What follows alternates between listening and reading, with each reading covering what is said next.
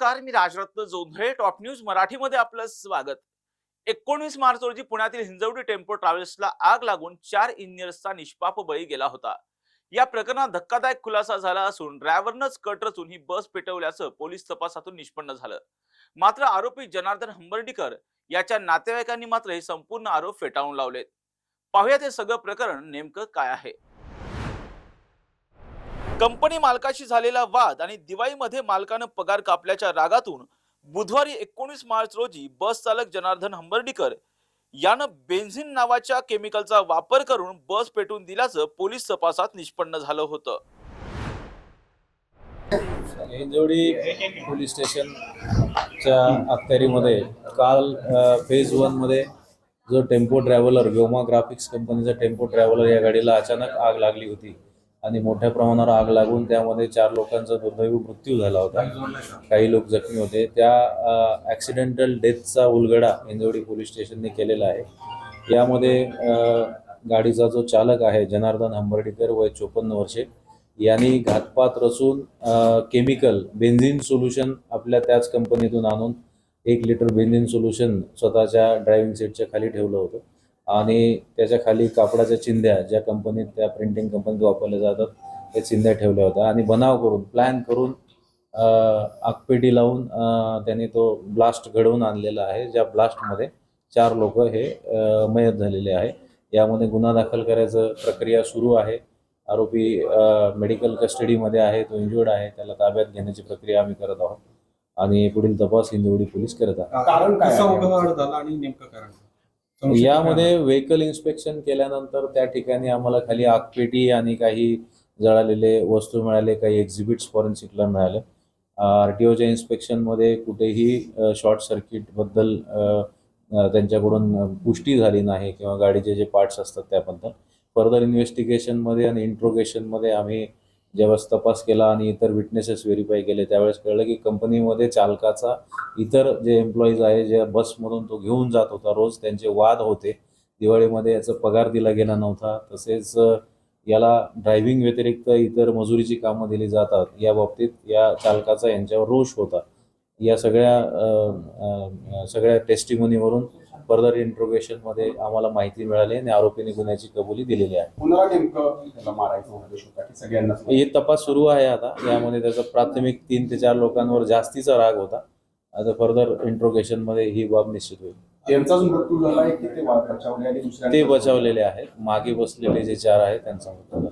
मागचा डोर का ओपन झाला नाही? गाडीचे मध्ये जे सेफ्टी नॉर्म्स असतात तर इमर्जन्सी एक्झिट असतो, तो डोर का ओपन झाला नाही? त्याच्यामध्ये कोणाच्या ते अंडर इन्व्हेस्टिगेशन आहे. जशी इन्व्हेस्टिगेशन प्रोग्रेस होईल आणि आम्हाला फर्दर रिपोर्ट्स येतील त्याच्यामध्ये आम्ही ते क्लिअर करू शकतो. या सगळ्या घटनेला अंजाम कसा म्हणजे कुठे दिला त्यांनी त्याच्या डोक्यात?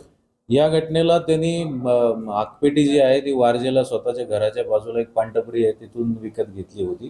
त्यानंतर पुणे शहरामधून हिंजवडीमध्ये आल्यानंतर फेज 1ला जे तमन्ना सर्कल आहे त्यानंतर कंपनीच्या अलीकडे त्याचं म्हणण्यानुसार त्याचा जो रोष होता तो असा होता की कंपनीत किंवा कंपनीच्या जवळ सदर घातपाताचं गुन्ह्याचं कृत्य करायचं आहे.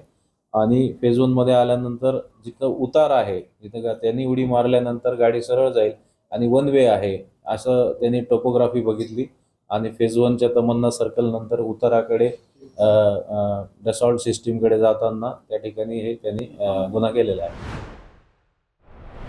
दरम्यान हे सगळे आरोप बस चालक जनार्दन हंबर्डीकर याच्या नातेवाईकांनी फेटाळून लावले असून या प्रकरणात आरोपी जनार्दन याला नाहक गोवल्या जात असल्याचा आरोप त्याच्या भावानं केला आहे. आरोपी जनार्दन हंबर्डीकर हा पूर्ण शुद्धीत नसताना पोलिसांनी त्याचा जबाब नोंदवलाच कसा असा सवाल उपस्थित करत ज्या बसला आग लागली त्या बसमध्ये जनार्दन हंबर्डेचे सख्खे भाऊजी देखील होते, त्यामुळे तो असं आग कशी लावेल असे अनेक प्रश्न त्याच्या कुटुंबियांनी उपस्थित करत या प्रकरणाच्या सखोल चौकशीची मागणी देखील केली आहे.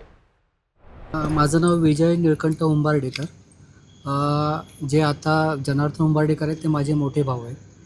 मला असं म्हणायचं आहे की माझ्या भावाला निर्दोष असताना सुद्धा या प्रकरणात गोवलं जात आहे. आणि काय नेमके आक्षेप आहेत तुमचे? आक्षेप माझा असा आहे, जर ही लोक बोलत आहेत की प्रेसमधनं त्या माणसाने लिक्विडचा कॅन हे केला, त्या प्रेसमध्ये वेगवेगळ्या ठिकाणी सगळीकडे CCTV कॅमेरे लावले, तिकडनं एक साधा कागदाची जी हे असते पट्टी ती सुद्धा बाहेर काढू शकत नाही. तिथे हा कॅन काढला, ठीक आहे कॅन काढला, तर कॅन काढत असताना त्यांनी त्याला का अडवला नाही, हा एक माझा आक्षेप आहे. दुसरं म्हणजे त्यांना जेवायला नाही मिळालं म्हणून आता आपल्या घरातला राग बायकोनी जेवायला दिलं नाही किंवा काय दिलं नाही तो त्याचा पर्सनल प्रश्न आहे, त्याच्यात हा हे करू शकत नाहीत. दुसरं म्हणजे सकाळपासून तो अनकॉन्शियस असताना म्हणजे स्टेबल नसताना त्याची हे तरी त्याची ह्या लोकांनी स्टेटमेंट कमीत कमी 2 ते 2.5 तास घेतली. ज्या माणसाला तोंडातनं एक शब्दसुद्धा बाहेर येत नव्हता त्या माणसाकडनं ह्यांनी 2-2.5 तास काय वधवून घेतलं. हे झालं दुपारची गोष्ट. आज आपण ही रेकॉर्डिंग करतो आहे त्याच्या आधीपासून जवळपास 2.5 ते 3 तास झाले त्या माणसाची तिकडे स्टेटमेंट पोलीस घेत आहेत. एकंदरीत गाडीमध्ये कोण कोण होतं आणि त्या संदर्भात तुमचे काय? गाडीत मी जे ऐकलं आहे त्याप्रमाणे गाडीत एक 12-1 लोकं होती. त्याच्यामध्ये एक लेडीज आणि बाकी जेंट्स होते. मी असं पण ऐकलं बातम्यांमध्ये की त्यांनी प्री प्लॅन केलं, गाडीचे सगळे दरवाजे लॉक केले. तर माझं असं म्हणणं आहे जर गाडीचे सगळे दरवाजे लॉक केले त्यातले 3 जी लोकं आहेत ज्यांना एक खरचटण्याचं निशाणसुद्धा नाही आहे किंवा जर त्यांना लागलं असेल तर निव्वळ एक साधं खरचटलेलं असतं तेवढंच. जर दरवाजा बंद असता तर ही लोकं बाहेर कशी आली आणि बाकीचे 6-7 जण जे आले ते कुठून बाहेर आले. जर दरवाजा उघडा नसता तर ते सगळे बाहेर कसे आले. ठीक आहे एखाद दुसरा खिडकी तोडून बाहेर आला पण सगळेच खिडकी तोडून बाहेर येऊ शकत नव्हते. तर हे असं कसं आहे? तुमच्या नातेवाईकांपैकी ह्याच्यामध्ये माझे भावजी विश्वास खानविलकर हे देखील होते आणि ते सुद्धा हे सगळी लोक बाहेर आल्याच्या नंतर शेवटला ते बाहेर पडले आणि दरवाजा उघडा असल्यामुळेच ते बाहेर पडले. जर दरवाजा लॉक असता तर ते पण त्याच्यात हे झालं असतं. आणि एवढा कुठचा भाऊ असेल तो स्वतःच्या बहिणीचं जे हे असेल कुंकू असेल ते पुसायला तयार, तो करंटच असेल काय असा मागणी भाऊ. आहे? तर माझं असं म्हणणं आहे की माझा भाऊ निर्दोष आहे आणि आम्हाला न्याय मिळावा. ना असं म्हणजे का मी तथ्य पण नसेल आणि एक पण नसेल. आणि जर ते म्हणतात जर बोनस नाही मिळाला काय नाही मिळाला, पण माझं मी मिस्टरने तर मला असं काही सांगितलेलं नाही आहे की मला बोनस नाही मिळाला काय नाही. मला जे दिवाळीला द्यायचे ते बरोबर आहे. समजा तर बोनस जर मला त्यांना दिला नसेल मला दिवाळीला त्यांनी खर्चाला पैसे दिले नसते ना. आणि चपातीचं तर म्हणतात तर कुठलीही बायको जर नवऱ्याला डायबिटीस असेल, नवरा जर सकाळी गोळी घेतोय चहा नाश्त्याच्या अगोदर, तर कुठली बाई बिना नाश्त्याचं त्याला बाहेर पाठवू शकेल. आणि जी 4:45ला उठून डब्याची तयारी करते म्हणजे जसे कामाला लागल्यापासून ते ह्या मितीपर्यंत 4:45ला उठून त्यांची सकाळची 6:30च्या ड्युटीला डबा तयार करून मी त्यांना देते. ती चपाती त्यांना देऊ शकेल ना काय की नाही, का हा राग ते धरून ठेवणार आहेत का? हां सकाळी गरम गरम त्यांना सगळं चपाती असो डबा असो सगळं किती असतं. वर्षापासून त्या कंपनीत होते आणि मग या आधी कधी असा प्रसंग ते 2006 पासून. मी चुकून 2007 बोलले कारण मलाही तेवढं हे नव्हतं, पण 2006पासून असे आहेत ते. पण त्यापासून ते ह्या मित्र तर मी त्यांना डबा चुकवला नाही की सकाळी नाश्ता चुकवला नाही. 2:30 वाजता त्यांची सेकंड ड्युटी असेल तर 2:30 वाजताही त्यांना मी संध्याकाळचा डबा द्यायची. जनरल असेल तरीही मी त्यांना सकाळी डबा द्यायची. फर्स्ट असली तरीही त्यांना सकाळी डबा द्यायची. पहिली 5:30ची ड्युटी असून मी 5:30ला त्यांना डबा द्यायची. आता 6:30ची ड्युटी झाली तरी मी त्यांना डबा द्यायची. मग असं कुठला नवरा म्हणलं की मला चपाती नाही मिळाली चहाबरोबर म्हणून तो राग माझ्या पोटात होता म्हणून असं काढेल का कोण आधी? पण त्याने केमिकल घेतलं आणि मग हे सगळं आता पूर्वनियोजित होतं, त्यांचे वाद होते. ते सांगतात केमिकल घेतलं दिसतंय कुठे, तर मी तर हे मान्य करू शकत नाही. असं दिसलं तर त्यांनी पण विचारा ना की बाबा हे तू कुठून घेऊन चालत. ठीक आहे ते दिसलं गाडीत ठेवलं, गाडी जी माणसं बसली त्या गाडीतवाल्यांनी पण विचारलं म्हणजे तू हे केमिकल तिथे ठेवलंस कशाला म्हणून. हे दिसलं नाही का त्यांना? माझा म्हणण्याचा उद्देश आहे.